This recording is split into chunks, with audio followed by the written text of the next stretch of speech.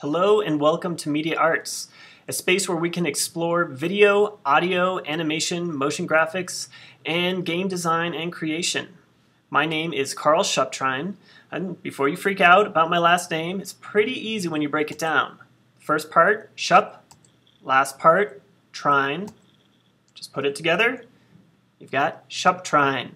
But if that's still too difficult for you, you can drop the last half and just refer to me as Mr. Shup. A little bit about myself. I grew up here in Jackson, Wyoming. I went to high school when it used to exist across the street at the old high school building, which looked like a military bunker. But this is where I first developed my interest in video production and animation, as evidenced by some of my work senior year. This was a video that I produced for the beginning of my senior video graduation video.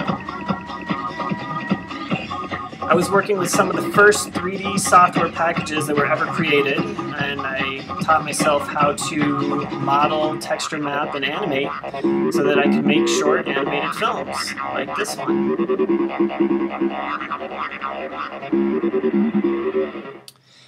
And it was work like that that helped me get into my next stop, which was the Rhode Island School of Design. This is where I went to college in beautiful Providence, Rhode Island.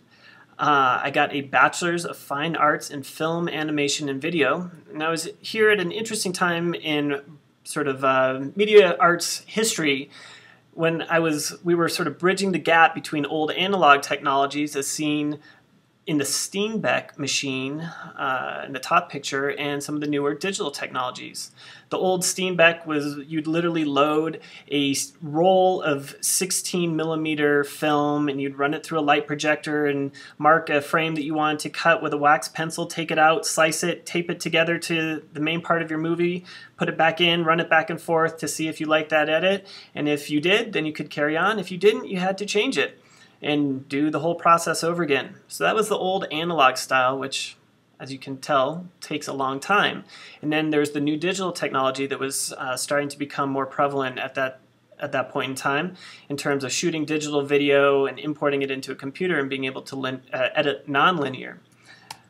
While I was there, I studied, like I say, traditional 16mm film. This was silent black and white.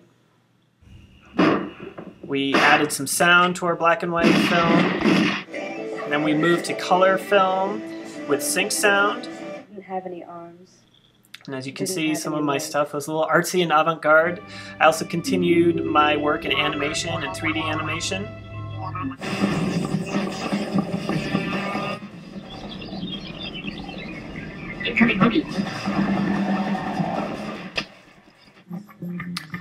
I studied traditional hand-drawn animation, video compositing,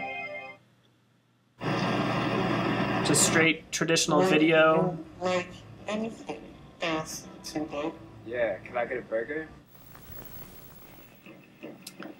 And my senior thesis combined kind of all of it, animation, video compositing, etc., to make a sci-fi movie about nanotechnology. So after school, I returned to Jackson, where I got a job at the local NBC affiliate, working as a local TV reporter and TV anchor. If you were around in the early 2000s, or your parents were, you may have remembered me on the morning news. This has been Jackson Hole This Week. Be sure to join us again at 10 o'clock. Have a great night. So when the world transitioned from old analog broadcast technology to new digital technology, unfortunately our station paid the price and they shut it down. So I had to find something new to do. And so I decided to move myself to Vietnam, Ho Chi Minh City specifically. So it was quite a shock moving from a small town Jackson to a city of 12 million people in Southeast Asia. But I got a job here at a local production company called Fanatic Films.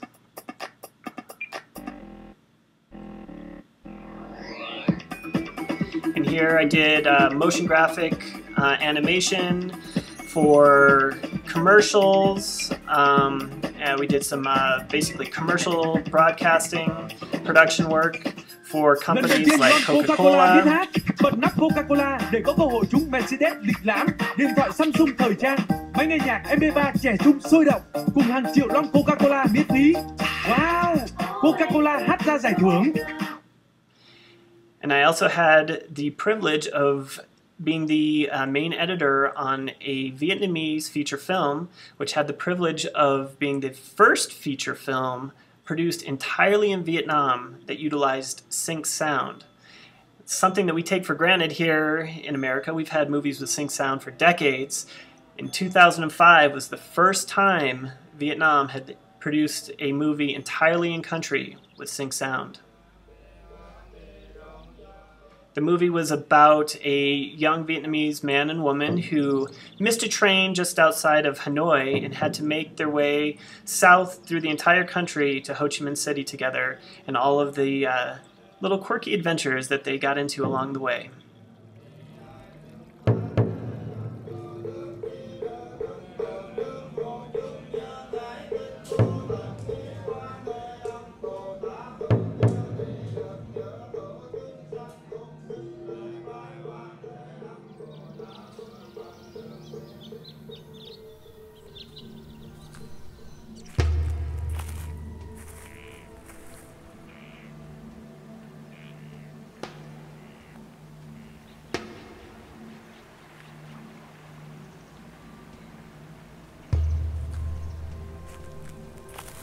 Công chúa Tiên Dung, dung mạo như tiên, xinh đẹp tuyệt trần, nhưng tính tình bất định, khó đoán. Mặc cho phụ vương can ngăn, cô từ chối mọi vụ hôn nhân sắp đặt để nhau du sơn thủy, thăm Giang Lâm thắng cảnh quê hương. Một ngày nọ, nàng Tiên Dung dạo bước ngang khu đầm lầy nơi chàng chữa sống. Thấy cảnh đẹp mê hồn, nàng dừng chân sai tỳ nữ khoan màn để tắm.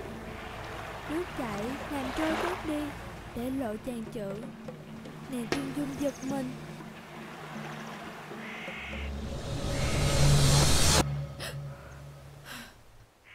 Làm hết cả hồn. Mặt kia cũng hay làm con nít giật mình lắm.